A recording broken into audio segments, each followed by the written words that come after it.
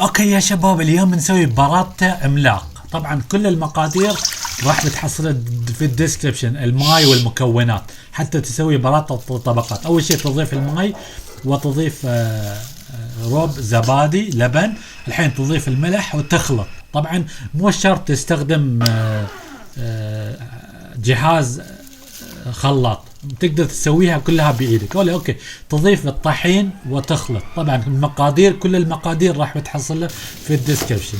ادخل الديسكربشن وراح بتحصل المقادير. بعد ما تعجن الحين راح تقسم العجين الى قسمين.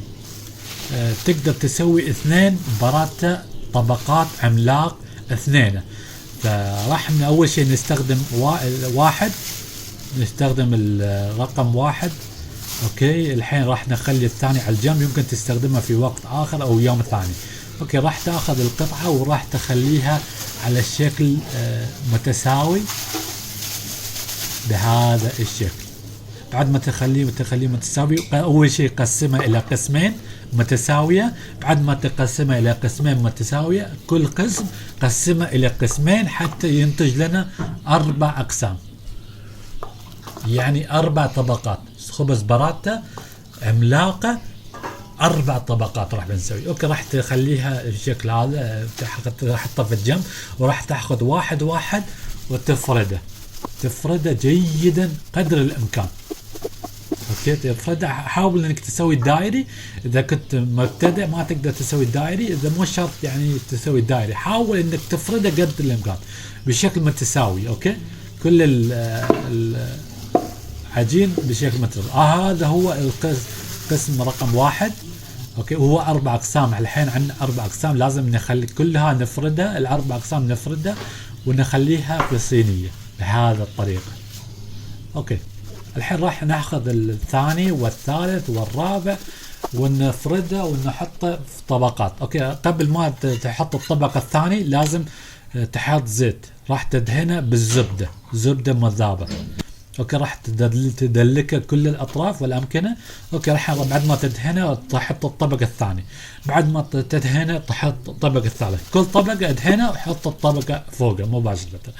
بهذا الشكل خلاص تم عمل الخبز هذا بالشكل 4 طبقات.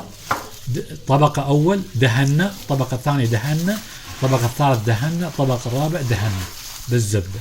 اوكي، الحين راح تسحبه حتى يكون بشكل دائري. الحين راح تجمع العجين بهذا الطريقة. بعد ما تجمعه راح تنشئ شكل حلزوني بهذا الشكل، تجمعه على شكل حلزوني.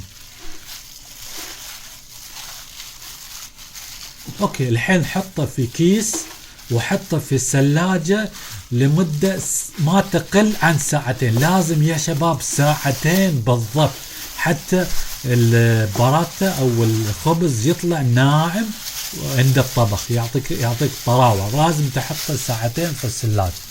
اوكي، بعد 2 ساعة رجعت لكم، حطيت بعد ما حطيته في الثلاجة رجعت لكم. الحين راح تخليها في سطح العمل ولا راح تفرده للمرة الثانية. راح تفرده يعني مو كثير، على قدر يعني قدر اللي انت تريد يكون البراتا عملاق خفيف. انا احب يكون عملاق ومتين شوي.